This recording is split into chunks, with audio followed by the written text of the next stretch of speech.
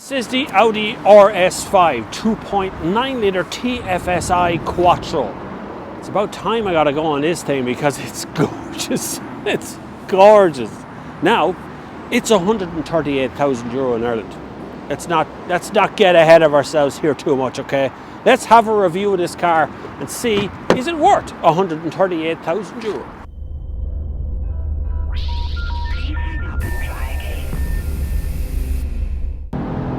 God almighty, what a noise this car makes.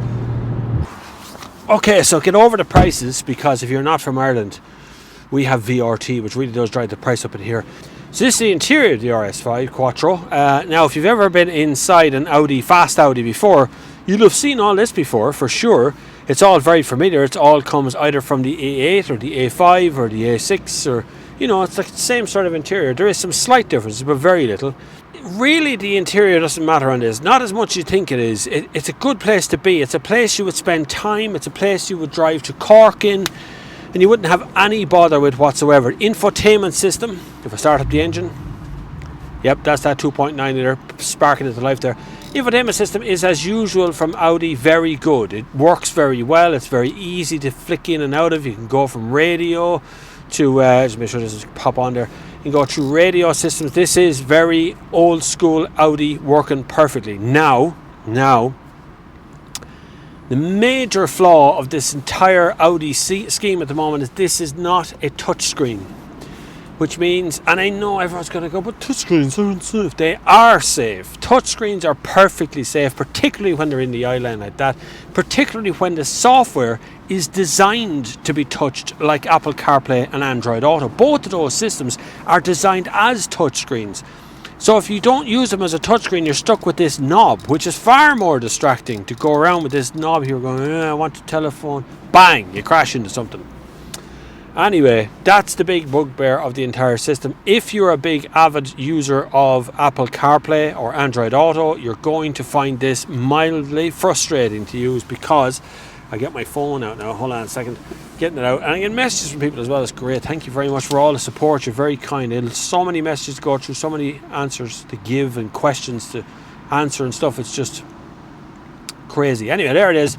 There's Apple CarPlay. Waze has popped on for me here, which is a system I use a bit. But if I go in and out of message here, I'm stuck using this thing. So I got to find my way around the nav to get where I want to go. And so I want to go into Waze. And now I want to set a destination. So plus, then I have to go home. No, I can't even do a search here. Oh my God, keyboard has appeared. Oh no, look, you can't do the thing. I can't use the keyboard. I know you can use voice control, lads, but voice control sometimes is crap, being dead honest with you. Anyway, the touchscreen is a problem. If you don't use this Apple system and you don't use Android Auto, then, well, who doesn't really use that? But if you don't, the Audi system is fine. It's set up to do this wheel thing, so that works perfectly well. Gear shift is right behind that. Couple of cup holders in front. Standard USB port there in front as well. An armrest with a wireless car tray here. Another USB port underneath there. And that kind of completes the front seat. It's a cockpit. It's for driving. That's its main purpose in life. It works really well for all of that. Knobs everywhere. The air conditioning system is spot on. Perfect little knobs to turn and correct and make sure your temperature is just right. It's ideal. Right, let's have a quick look at the back seat.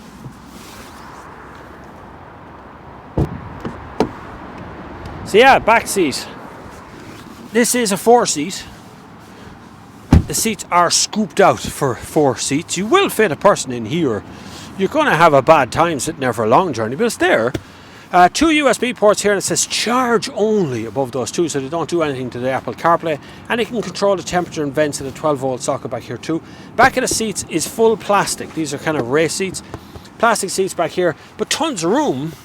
Well, not tons, but there's enough room in here for an adult, easy enough. And that's kind of your lot, really, in the back seat. You don't get a whole lot more. You do get a lovely armrest. A beautiful one, actually, leather covered and all. And funny enough, this being an A5, there's no ski loader lifting through here. You know, an A5 is usually set, we can put a roof rack on, I suppose.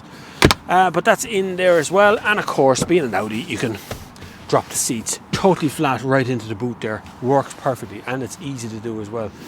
There is ISOFIX on these. There's top tethers on both of the seats, so you no problem with the kids. Right, boot space. Boot space. This is an Audi A5. So it has tons of space in the boot. It's a really big, deep boot. It's got quite a lip here, so you have to lift things over the top of that quite a lot. But it has, of course, got decent shopping bag hooks, and you can load straight through to the other zone. There's no buttons back here for lowering the seats, which would have to be inside. And under here, there is the wonderful round black thing called a spare wheel. It's only a skinny one, but it's good enough for me. And a couple of cables, and that's about it really. It's a big boot. It's got a permanent shade in the boot, like tonneau cover you'd call it, but it's got a permanent one in here so you don't take it out, and it's electrically controlled. So let's do the most important part now, right? Go for a drive. So in this ferocious world where we're constantly bombarded with the idea that we have to go electric for everything, Audi put an Audi RS5 on the fleet. And I'm going to stick it in dynamic mode. But see, there's a problem. Motors are constantly under attack. And when I say under attack, there is a go-safe van sitting there on the side of the road, and you'll see it out the corner of the window now in a second. Right there. See that there? That's a go-safe van. So essentially that guy there is trying to catch you speeding. Catch you. Not prevent you. No, I'm not interested in preventing you speeding. Forget that. That doesn't preventing you speeding doesn't mean to raise any money. So they're trying to catch you constantly. So the idea that it just sits up there and just consistently slow down, consistently tells everybody that you're speeding. The RS5 has a difficult history because we've always had an RS3 and an RS4. They came out pretty quickly. The RS4 particularly over the years was one of the favourite cars. First time I seen that car was on Top Gear.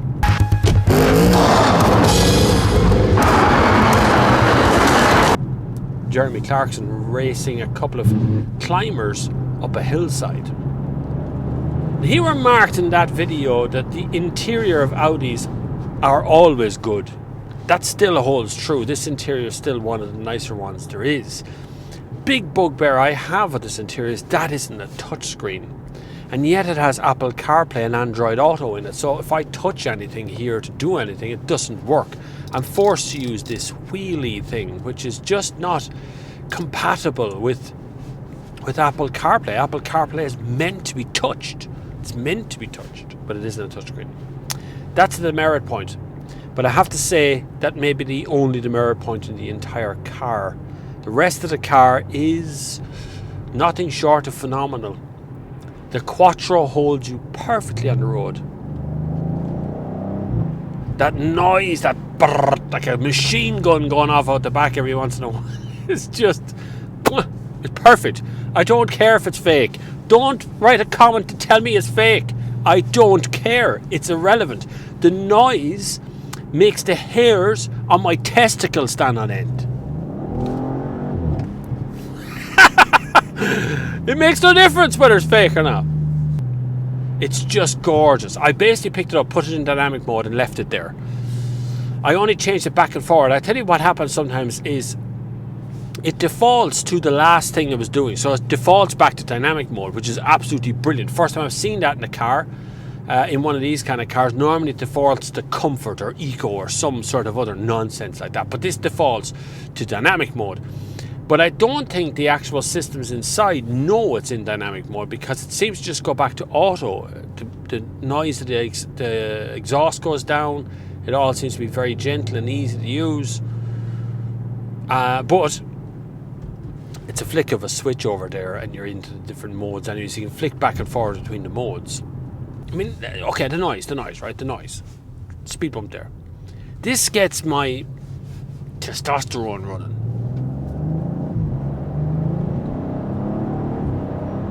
And somehow it's like a PlayStation game. The difference between a fast Audi, if you've never driven a fast Audi, you've missed out. And I mean, you've really missed out. A proper balls to the wall RS fast Audi really does make you feel safe. You feel like this is okay. Doing that's okay.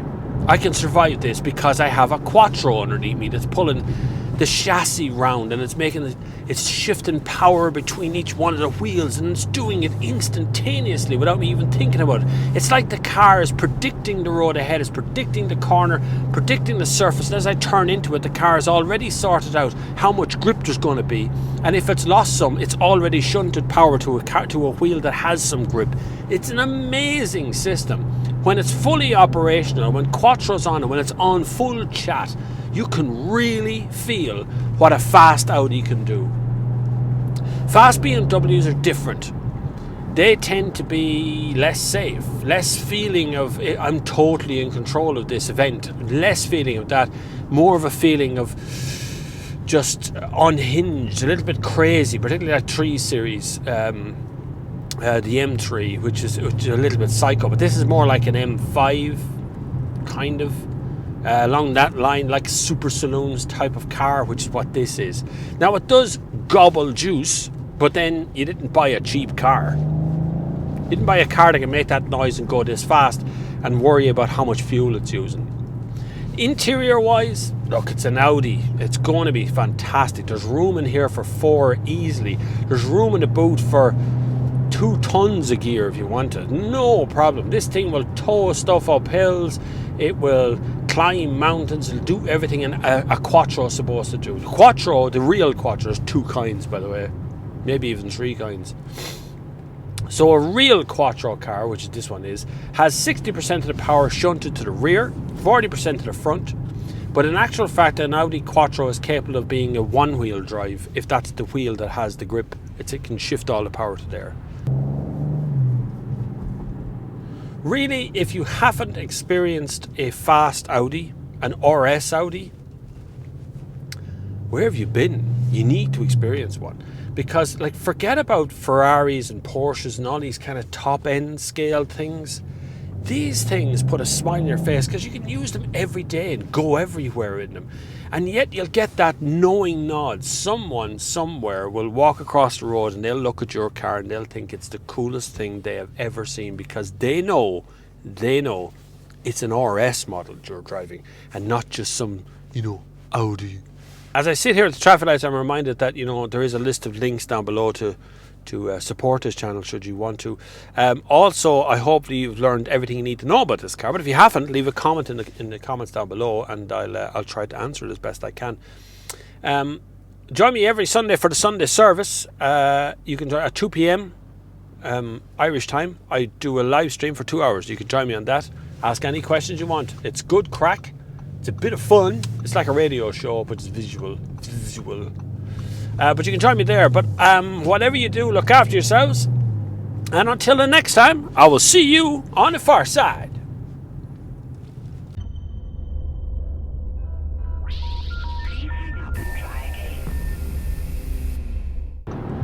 Motorway.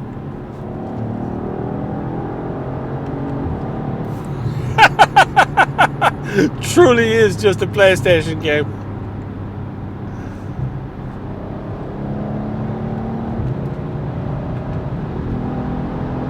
God almighty, what a noise this car makes. Oh, it's just spurred out the back. Oh, I love this machine. What a machine. And then it settles down into the cruise that is the motorbike cruise. What a machine. Ah.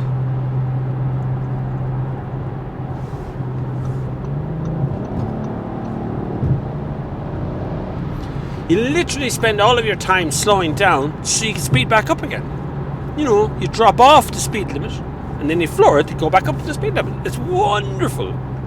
Do it again. No, I'll do it again. Shh. Ready? And now just get a little bit slower.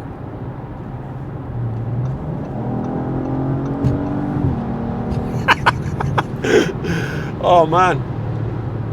If I could go back to my childhood and tell my childhood version of me that this is what I was going to be doing as a job, you'd never believe it, would you?